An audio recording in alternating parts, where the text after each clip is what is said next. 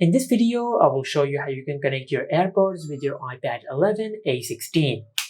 Now to do that, first of all, just make sure that your AirPods are fully charged. If they're low on charge, just plug your AirPods into charge and charge them for 20 to 30 minutes. And after that, on your iPad, just go to Settings, and under Settings, just tap on Bluetooth.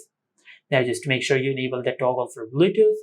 And after you do that, now just grab your AirPods and open the lid of your AirPods case. Now you should see this pop-up appear on the screen of your iPad, but if you did not see this pop-up appear on the screen, then just double tap on the charging case of your AirPods and you will see this white light starts blinking on your AirPods case, which indicates that your AirPods has entered into pairing mode.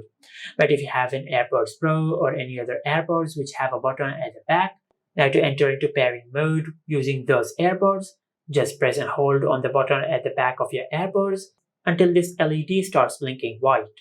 And after you do that, you will enter into pairing mode and the signal of your AirPods will appear under other devices in the Bluetooth section. Just tap on the name of your AirPods and you will connect your AirPods with your iPad. And this is it. Make sure to like, comment and subscribe. Thank you for watching.